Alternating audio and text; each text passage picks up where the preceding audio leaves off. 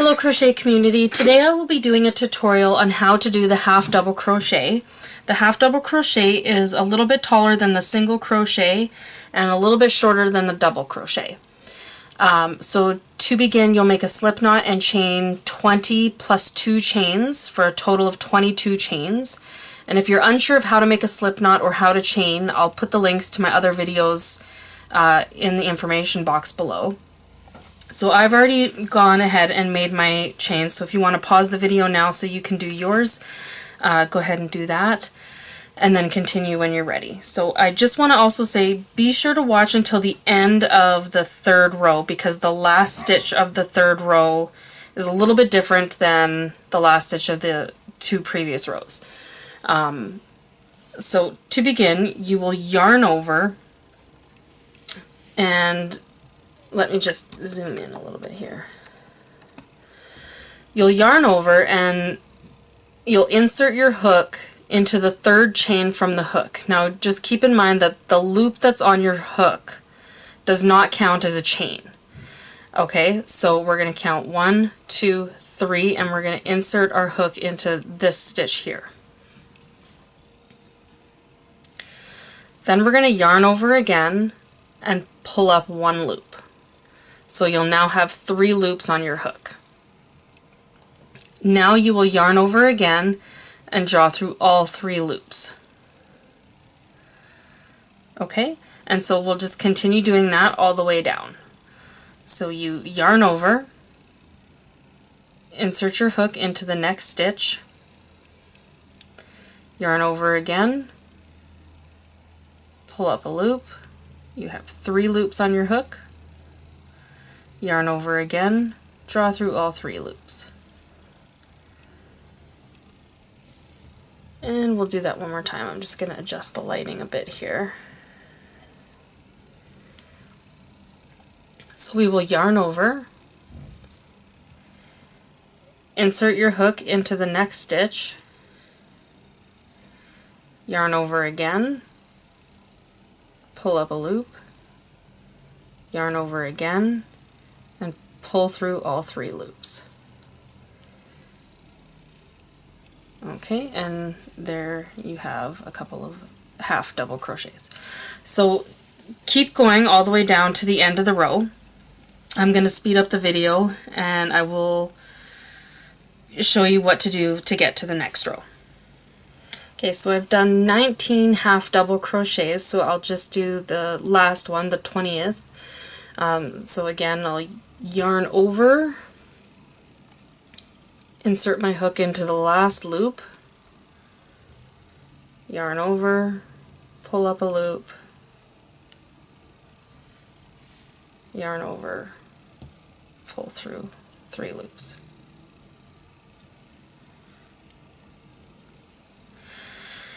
And then what we need to do is chain 2 and then turn our work. So it's up to you if you want to turn your work and then chain, or chain 2 and then turn your work. I usually chain 2 and then turn. I just find the stitches are a little bit more consistent when I do it like that. So now we will turn our work. So these 2 chains that we just did will count as our first half double crochet of the 2nd row. And that'll make a little bit more sense as we go on. So we're going to skip the 1st stitch of the previous row and insert our hook into the 2nd stitch. So to complete the next row's 1st or 2nd half double crochet, we'll yarn over, insert our hook into the 2nd stitch, yarn over again, pull up a loop, and you should have 3 loops on your hook. Yarn over again, pull through all 3 loops. So now you have 2 half double crochets. So the chain 2 right here counts as your first half double crochet, and then the one that we just did, which counts as your 2nd. And that's why we skipped the 1st stitch of the previous row. So we'll just continue on. We'll yarn over, insert our hook, and make sure you go under both the front and back loop. Yarn over, pull up a loop, yarn over, draw through 3 loops. Yarn over, insert your hook, yarn over, pull up a loop, yarn over, pull through 3 loops. And you would just continue going down as we did before. Yarn over, insert your hook, yarn over, draw up a loop, 3 loops on the hook, yarn over, pull through all 3 loops. And so I will see you at the end of row 2, and then we will do row 3.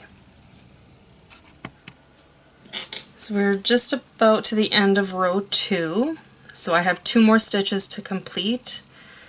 So we will do our 19th stitch, so we're going to yarn over, insert our hook, yarn over, pull up a loop, 3 loops on the hook, yarn over, pull through 3 loops. And then the last stitch into that last little V shape that we have there. So we yarn over, insert our hook, yarn over, draw up a loop, yarn over, draw through 3 loops. And we've completed row 2, and we'll do the same thing that we did at the end of row 1. We'll chain 2 and then turn, or you can turn and chain 2, it's up to you. And then we turn, and so again we're gonna skip the first stitch right here. The first stitch, we'll skip that one because this chain 2 counts as the first stitch, and it'll sit right on top of this first stitch of the previous row. So we will yarn over and insert our hook into the second stitch of the previous row under both the front and back loops. Yarn over, pull up a loop, you'll have 3 loops on your hook, yarn over, pull through all 3 loops. And we'll do that again. Yarn over, insert your hook, yarn over, pull up a loop, yarn over, pull through 3 loops. Yarn over, insert your hook, yarn over, pull up a loop, 3 loops on the hook, yarn over, pull through 3 loops. And so we'll just continue doing that down, and I will see you at the end of row 3. So we are now at the end of the 3rd row. So we have 2 more stitches to do. We have the 19th and the 20th stitch. Now the 19th stitch will go into the last V shape that we have there. So we'll yarn over, insert our hook, yarn over, pull up a loop, 3 loops on your hook, yarn over, pull through all 3 loops. And now the last stitch is a little bit tricky because we have to go through the top of the chain 2 from our previous row.